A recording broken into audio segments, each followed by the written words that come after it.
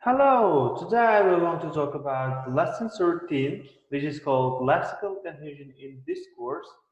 This is a continuation of lesson 12, so let's get it started. So, what are the objectives in the lesson? So, lexical cohesion. So, here is you will be able to distinguish between forms of lexical cohesion and you will be able to define them in the text. So the outcomes are, by the end of the course, you will be aware of LC, it means lexical cohesion, and you will have a clear understanding about its forms. You will be able to define them in the text by analyzing the discourse. So here, as you mentioned, the system of cohesion, it's very common to understand. So here is given lexical, the system of cohesion, and it's divided into two, grammar and lexical. So today we're going to talk about lexical cohesion in discourse. So in the previous lesson, we were aware of what the lexical cohesion and its types and etc. And today we should learn it by analyzing the text. Let's start. Read the extracts below and define the way of lexical cohesion. Name them as you think. So look at the first sentence given in the exercise. I think teachers in general don't seek collaboration actively, especially among the same subject teachers. It is not easy to collaborate. I often ask some collaboration from math teachers, history teachers, and so on, but I don't seek collaboration from English teachers. So if we just analyze these two sentences, we can say that we can see the type of lexical cohesion, reiteration. In reiteration, you can see that repetition, like you see that collaboration, the first word which is used in the passage in the next. The second collaboration here is given, you can see, and the third, the word collaboration. Here is three collaboration are repeated in the sentences. And what else? So you can see that here teachers, and here teachers. So two teachers, you can see the word teachers are repeated here. And also we have hyponymy. Here the word teacher is a hypernym, and math teachers, history teachers, and English teachers. So these words are called hyponymy because math, history, and English teachers are the hyponymies of subject teachers. You can see that. Subject teachers. So we will continue analyzing.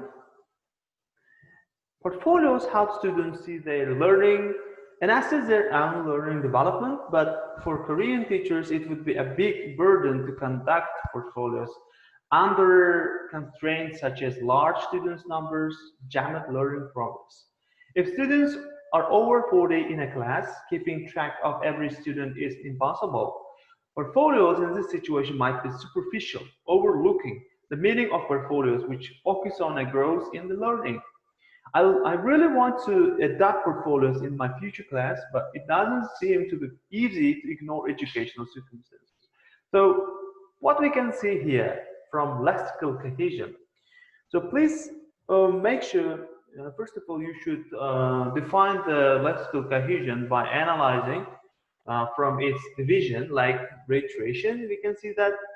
So here is used the word, you can see. Which word is used like a repetition? So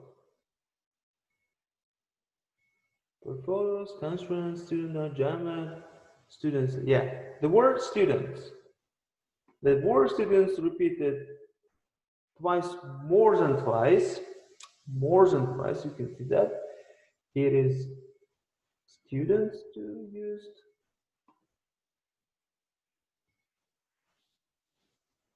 And here you can see that. Okay, two word students are used like repetition. And here student, the word student.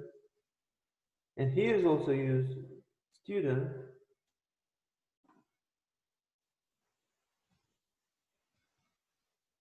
Are used like repetition. And we have another type of thing that synonymy or antonymy or hyponymy, you can see that, or collocation. So we have a, do we have collocation here? Like learning progress. This is it. Learning progress. This can be collocation. And also the word learning, you can see that. Learning, learning. Okay. And here is learning. How many learning are used here? You can see that. And also the word portfolios. Portfolios.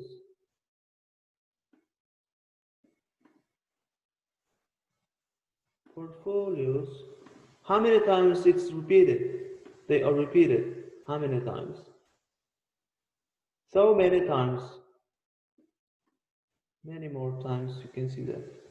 Here it is. So like this, you can just analyze the text by its lexical cohesion. Now let's move on to the next example, and we'll see how to analyze the lexical cohesion. So here is given. Lexical cohesion can be formed with the help of repetition, synonymy, superordinates, opposites, and collocation. So here is given the example. After the forming of the sun and the solar system, our star began its long existence as a so-called dwarf star. In the dwarf phase of its life, the energy that the sun gives off is generated in its core through the fusion of hydrogen into helium. So here is given the words involved: sun, solar system, our star, dwarf phase, energy, sun, hydrogen, and helium. So sun, solar system, our star, dwarf star, hydrogen, helium are the main components of lexical cohesion. And here we find repetition, change sun, repeated twice. For example, sun and solar system and star covered by its synonymy feature.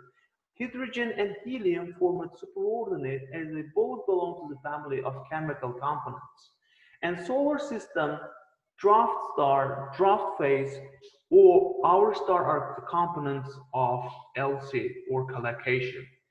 So this is the examples that we have learned from today's lesson, what the collocation, what the lexical cohesion is and its types, and just you have learned how to analyze the lexical cohesion in discourse.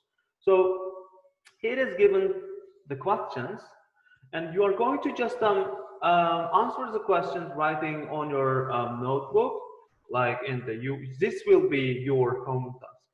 So the lesson is over. Thank you very much. If you have any questions, just please leave it on the Moodle platform.